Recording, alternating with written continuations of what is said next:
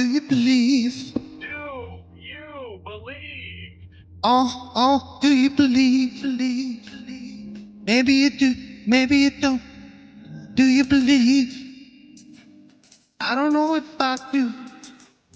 Do you believe? Maybe you do, maybe you don't. Do you believe? Do you believe? I don't know if I do anymore. Do you believe? Let me know. When you get time. Welcome to the Do You Believe edition of Basketball Illuminati. I'm Zach Harper. That's Mo Dakhil. That's Wos. Oh, Just was. Yeah, just Was. Just was today. Just Was. Myself. The Zach Harper. you are more than enough. We don't need a gimmick. We don't need a gimmick here. Okay. Wos is an analyst. He's a person. He's a man. He's what he needs to be, not what you need him to be. Okay? So fucking relax out there. Supporting my guy. It would be good if Ime Udoka supported the Rockets. No.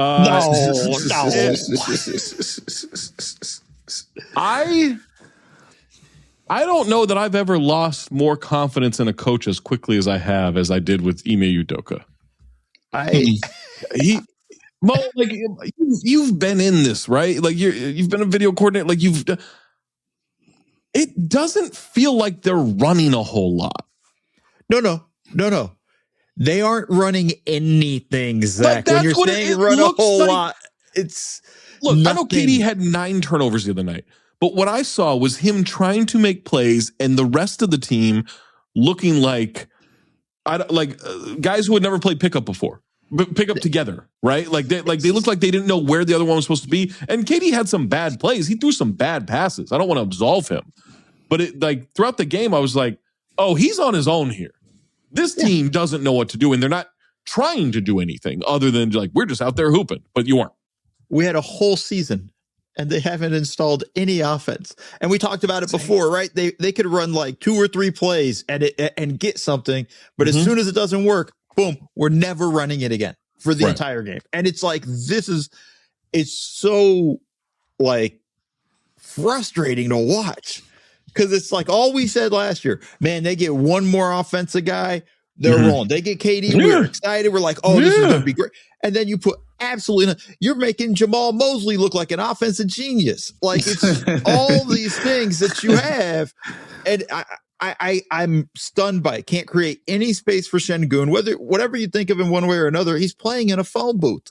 Yeah. There's no space on the floor for him to operate. Same for KD. I'm not even sure KD should have played in the game. He didn't look that great. Yeah. Played 40 minutes. Like it just shows you coaching by just pure fear and intimidation without actual substance doesn't work. Just glaring at your players doesn't do it.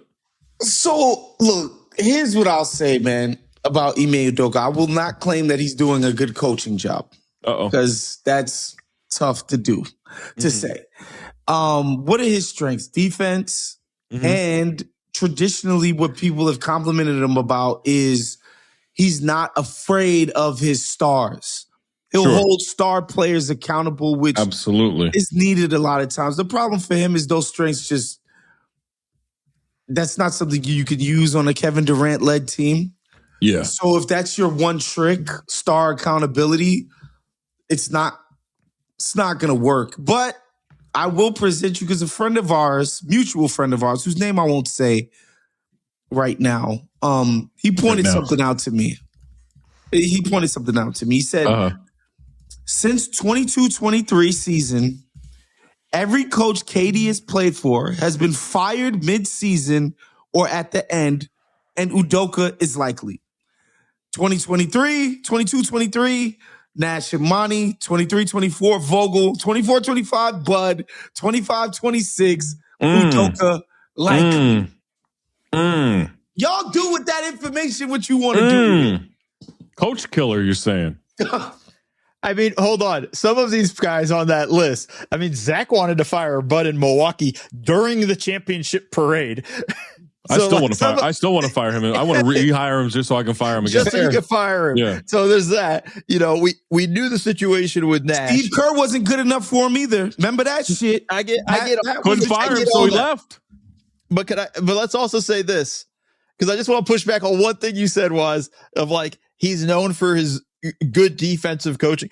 I'm not even sure that that's true anymore because it's all just he has great defensive talent. Yes, like it's not like we've Boston seen, was impeccable defensive talent. It's not like we've seen that's fair. Like him take like creative schemes, things where we're like, oh wow, this is like really innovative stuff defensively. Nobody thought Şengün could anchor a good defense though. He shut down Marcus Smart and Luke Kennard though, right? or did they have 48 combined in game 2? I can't remember. It took game 2 for them to press up on these guys. LeBron's 41 years old. Still lit him up. LeBron's 41 years old. You're like, hey, let him bring the ball up nice and easy in the first game. The tactic of sending hard doubles at a 41-year-old LeBron 30 feet from the basket, not my favorite. I will admit, this idea that you can't allow Tari Eason to guard LeBron 25 feet from the basket while he's 48. Not my favorite tactic. You know, no ball pressure on some suspect ball handlers. Let's be honest here. These are some not grade A ball handlers. Not my favorite tactic. You know, but I'm sorry, man. Like, these players got to have a certain level of accountability. This Lakers team is not good. These aren't good players.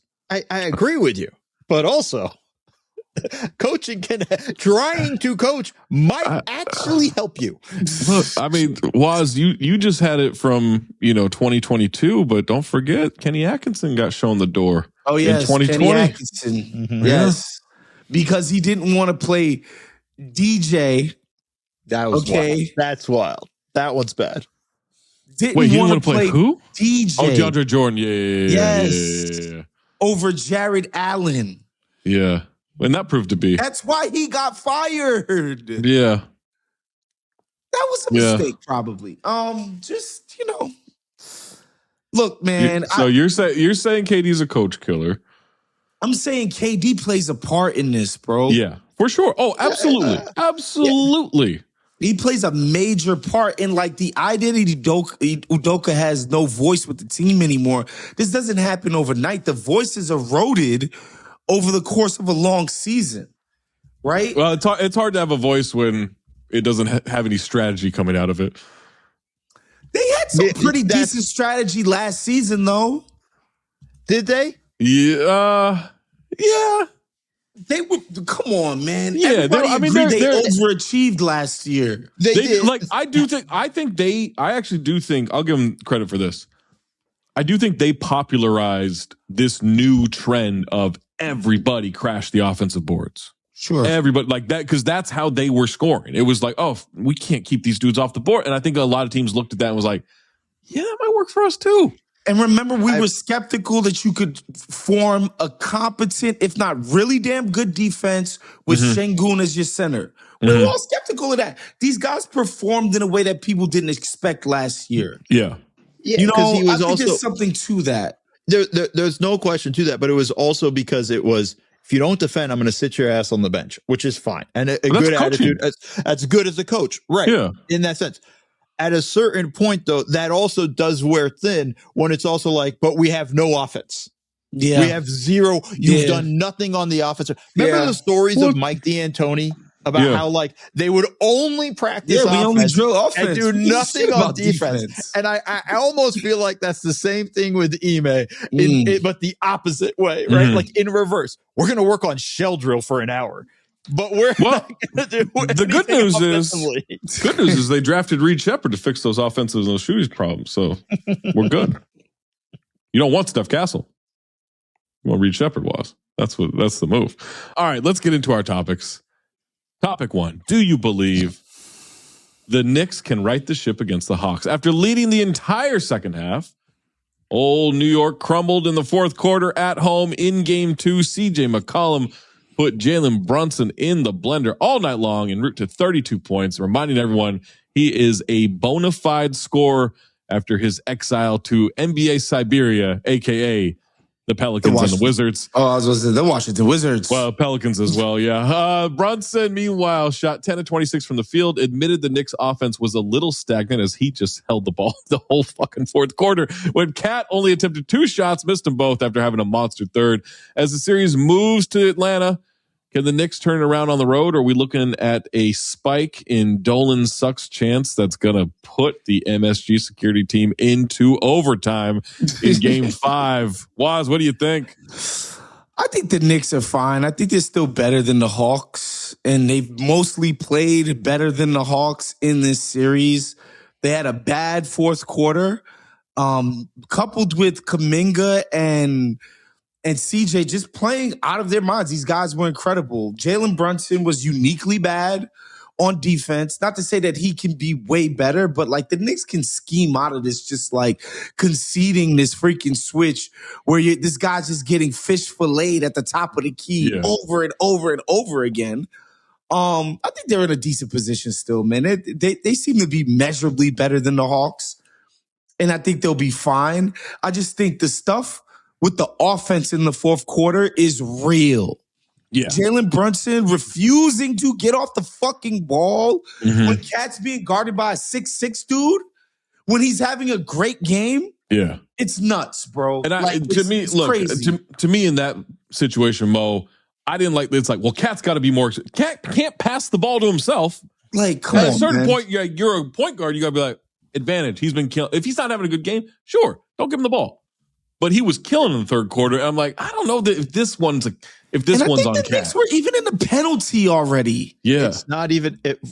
It's not on Cat because again, Brunson. It's not even that. First off, we got to talk about starting the fourth quarter with Brunson and Cat on the bench with that lineup, and I know he's been doing that. That is an awful idea. That's regular season shit. Yeah, don't do that in the playoffs. It's overconfidence. You're disrespecting the Hawks, bro. Now you're going nuts. And they did it in the second quarter, and they got killed with that lineup. And they got killed. And it's like they just said, let's see what it looks like again this time. And it's just so that was stupid. 2, you can't blame Cat when Brunson. First off, their whole focus is like we got to attack whoever Okongwu's guarding, right? Like we want to get that switch. You're so focused on that, you're just missing the point that like Cat already has the mismatch. He has the great matchup and he can't already. Do anything if you don't give him the ball or put him in positions to get the ball. Let him catch 18 feet away, 17. We're not even saying get him post touches. No, we can get him the ball at the high post, bro. Yeah. I'm just saying, even you could still put him in the ball screen. Yeah. Like you could still put him in, get him involved and run a double ball screen. Like it's not. Like, this isn't rocket science with these things. Mo, this is why I think they've got to fire Tom Thibodeau. It's not working. Oh, wait. Again. Wait. Again. The same problem. Different coach. You know, Tibbs was sitting there going like, huh? Yeah. He's Tibbs is the Leo DiCaprio meme from what Upon a Time in Hollywood. Yeah. But I just think the other thing that frustrates me, they've done so little with Mikal Bridges.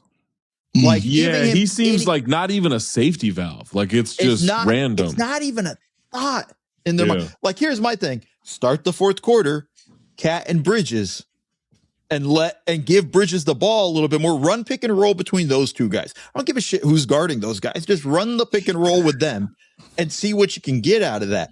But man, come on, dude! Like we don't need more Jose Alvarado minutes. Yeah, the little Puerto Rican point guard to run the offense. Say Alvarado. What do you? He got like he took like 4 shots in like 5 minutes, bro. I was like, when he drew the offensive foul and then started chirping at CJ at the end of the third quarter. This is I was like, what are you doing, dude? Be a lot. I'm the only one that caught that. Huh? All right. That's.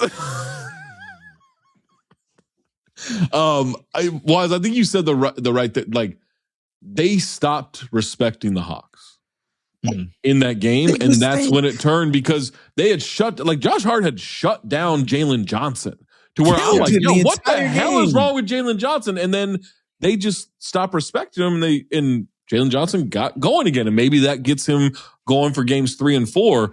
But yeah, like it's not just about like winning the series. No offense to Philly, I'm not buying game 2 as like a worrisome thing to Boston. Like, you got to get this shit right for the next round. You don't like this. Yeah. And it, you talk about like, these like end of game issues, this fourth quarter being stagnant. Boston went through that shit for years, right? It was like, oh, things would be killing. Then all of a sudden gets to crunch time. And it's, one pass, ISO, step back jumper, hope it goes in. Like, that was the offense. And sometimes they still get stuck in that. But for the most part, they fixed that.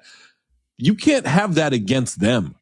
Like, you can't have that against them. And I think the way Atlanta does and can defend is a good way to prepare you for some of the stuff Boston's going to do, Mo. But like, you got to get this shit fixed completely before round 2 when you face Boston. Yeah, you can't fuck around with. But this is the thing that frustrates me, Zach. We had a whole season to get to, like, why? Okay, it's we criticized the whole last season year. is one thing, though, Mo. But like in the last 5 minutes of a playoff game, Brunson thinks it's his job to take every shot. Yeah, but like, why? Like, I don't think you get that out of his mind throughout the whole regular season because that's not serious basketball. You have to drill it down then. That's the thing. Agree it's the with habits you you created. I know, but it's the habits you let him get away with that. We did.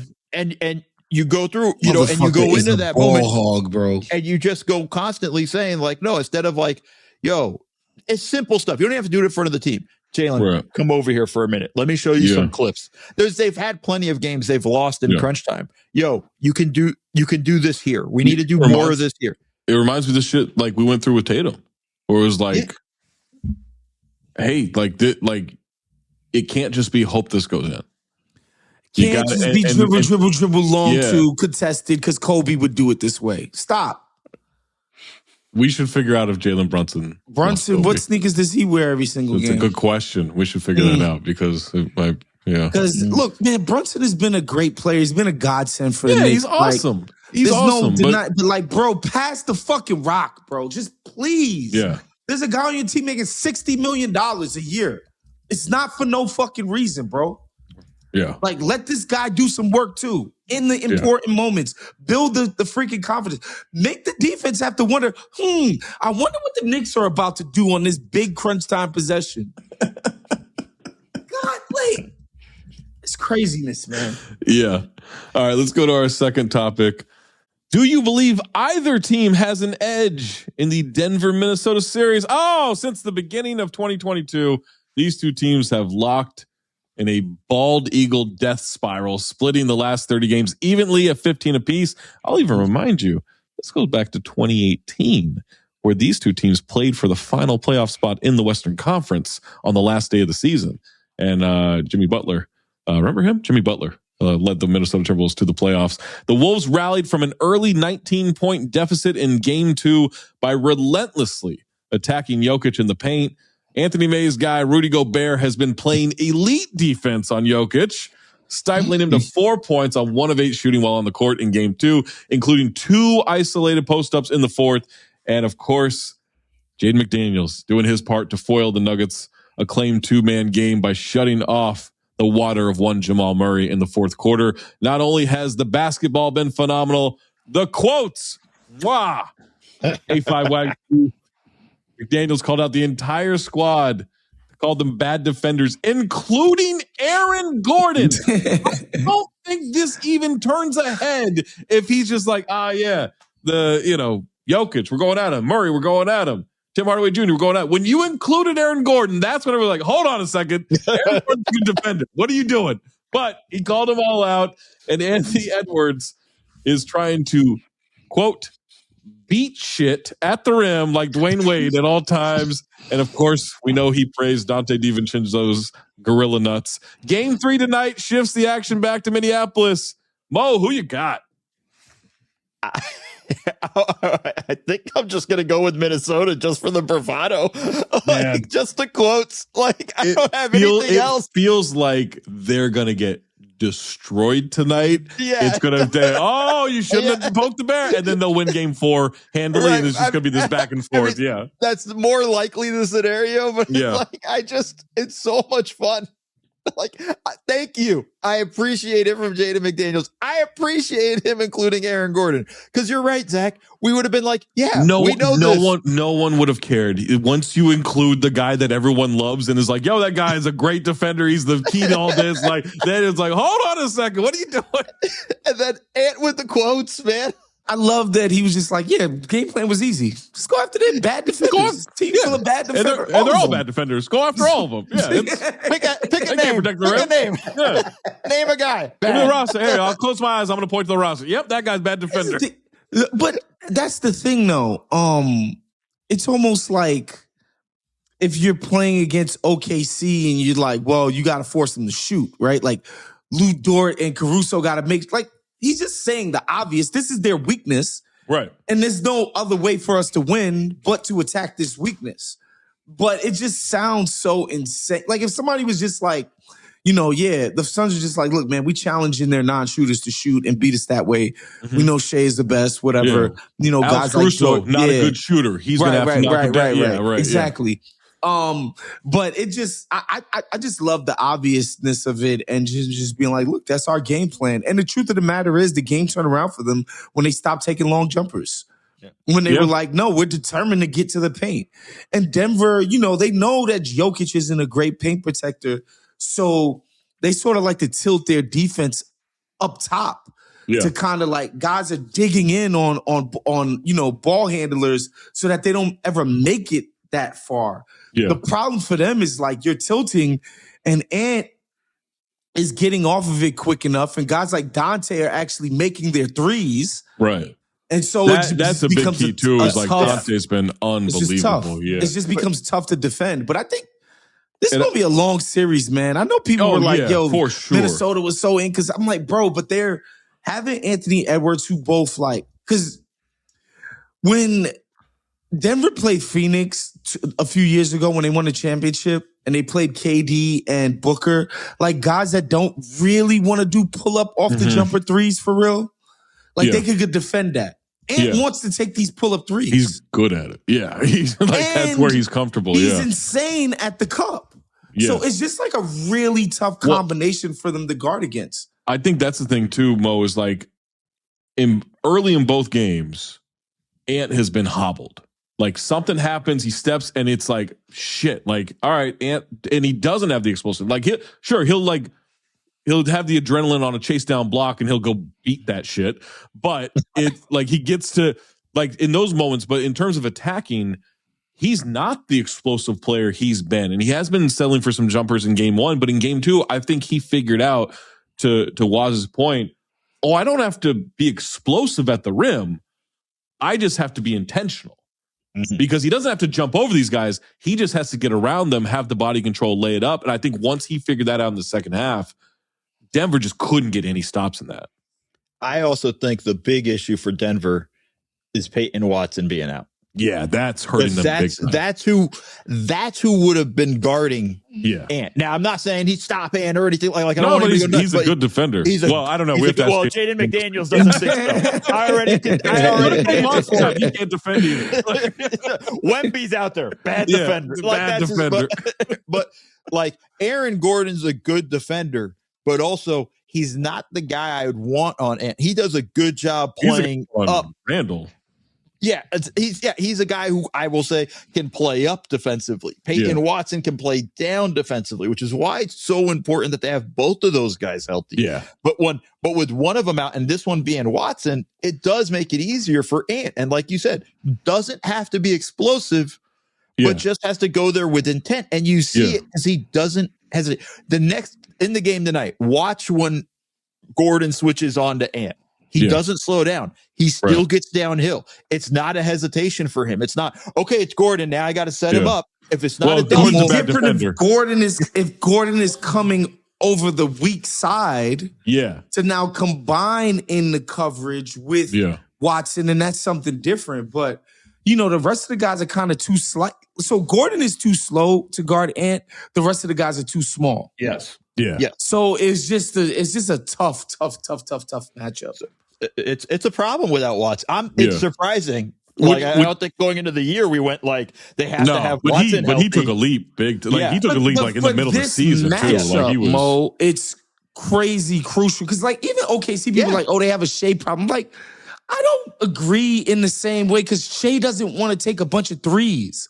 Right. You don't actually have to extend out to freaking 26 feet on a pick and roll with both of your defenders when Shea is doing that because it's like, yo, let Shea take all the threes he wants. We know that's not what he's trying to do. Ant will fire 15 threes up, bro. No, it's not a question. And that's the tricky thing is like you're saying they're playing up, but they would rather Jokic be in drop. Stay back. You cannot do that at all. Yeah. Yeah. And they attacked, and they did a great job of attacking that with that on the wing, with Ant on the wing in the third and fourth quarter, because it gave him I thought it gave him a better angle driving to his right, which did allow, he didn't have to be as explosive. He could kind of take his time, turn the corner. And once he turned the corner on Jokic or whoever was up, there was no weak side help that he had to worry about. You know, if Gordon was over, he would have to worry, but he kind of just got to glide in there and get, a controlled layup.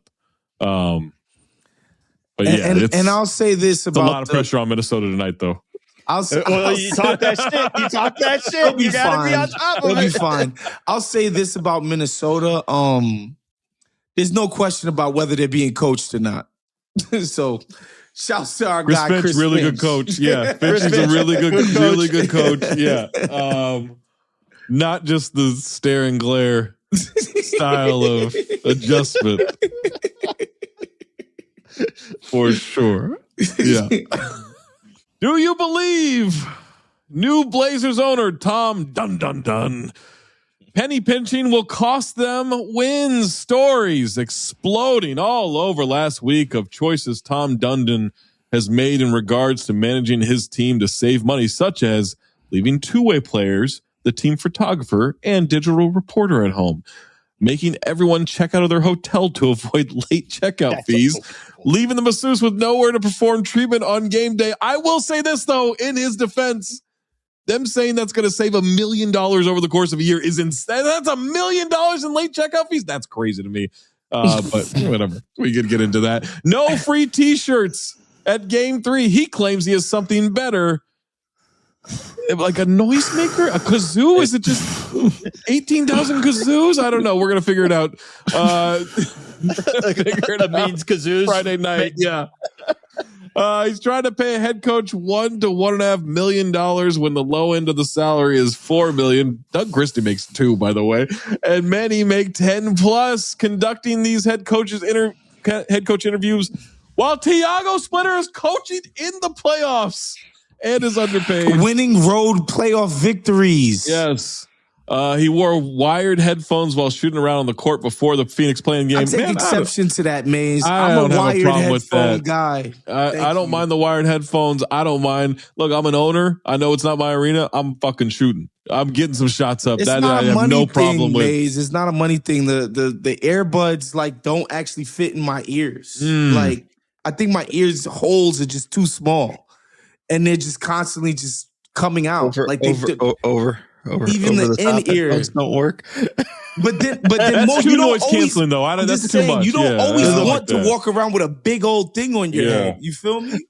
I know I don't walk around with these, but it's not a money thing, man. Shooting around, exactly. I gave my AirPods away. Them shits cost $300, by the way. I gave them away because they didn't work for me. All right, it's not you said it's a tax write-off. Thing. I like that's where you went. Tax write-off. Dundon vows to spend on the roster, but quote, doesn't give a rat's ass what is said about him after having success with a similar approach after buying the Carolina Hurricanes NHL team and turning them into a perennial playoff team. The Blazers find themselves in a suddenly competitive playoff series with Wemby suffering a concussion in game 2, although I think he's coming back in game 3. I don't think there's any way I'm just reading tea leaves here, but it sounds like those tea leaves are saying he's going to play Friday night. Yeah.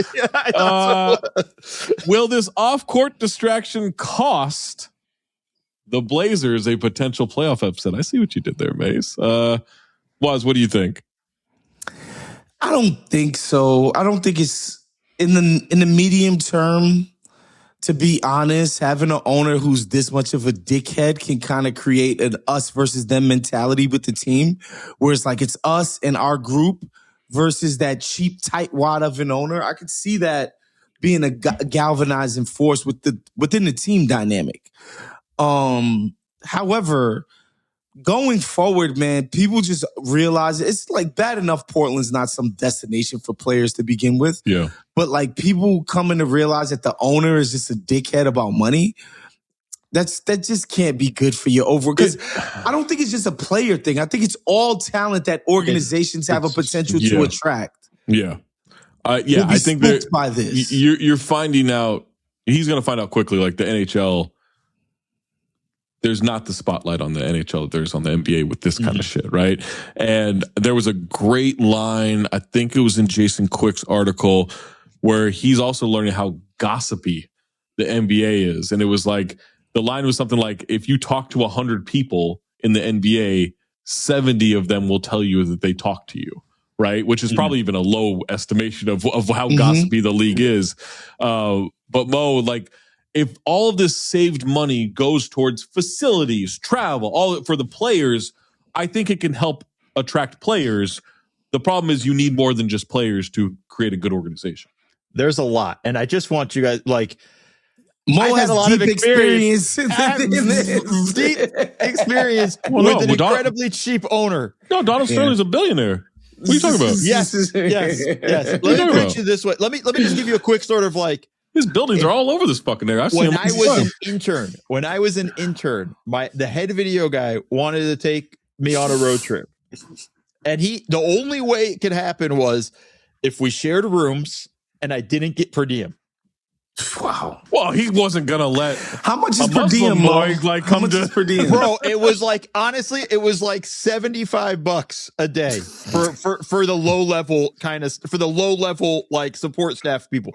So it wasn't, and like, shout out to my guy Ramen, because he was awesome and literally was like, I'm splitting per diem with you. You're not paying a dime for anything. And like, and the assistant coaches, you're not paying for shit. Like anything. We got you all, like, but it's just, that's the level of cheapness that we're talking about. And so when you talk about the problems, like, forget about anything else, not taking the two-way guys. Let's just start with that. That's bad. Caleb Love played for you.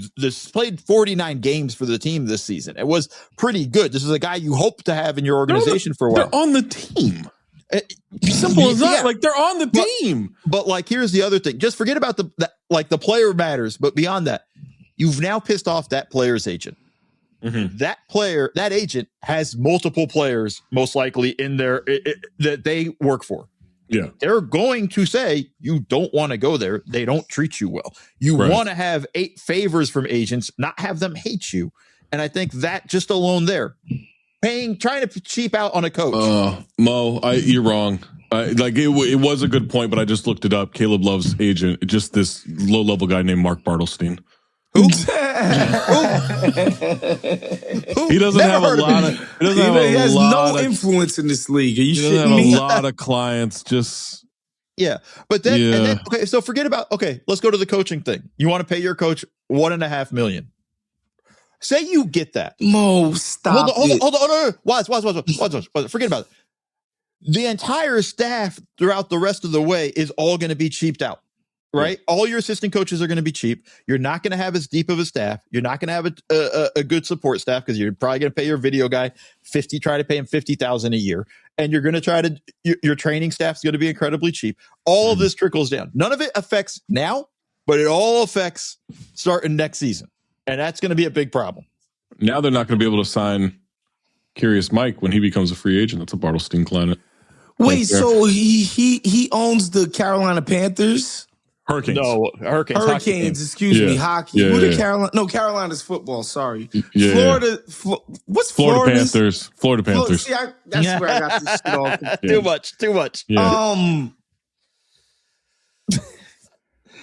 God bless the NHL. Great league. Great sport.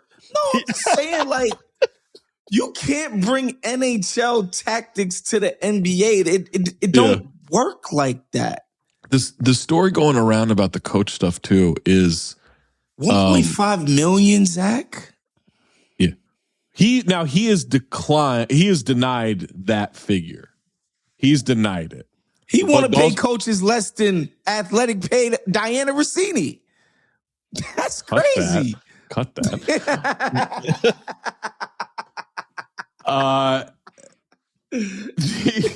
The story that's going around, there's two stories. Well, wait, can I tell that other one? I can't tell that other one. The one story I can tell that's going around about the whole coach thing is like he talked to the St. Louis University coach. I can't remember his name. And was like allegedly offered like, all right, hey man, $1 million come be the NBA head coach. And it's like, I make more than that at St. Louis. What are you doing? Like it's insane. Now that story could be bullshit, but that's the story that's going around. I've heard it from several people. But I've heard it's been multiple coaches that he's done this with. Yeah. He's talked to like no shit, like 30 people at least.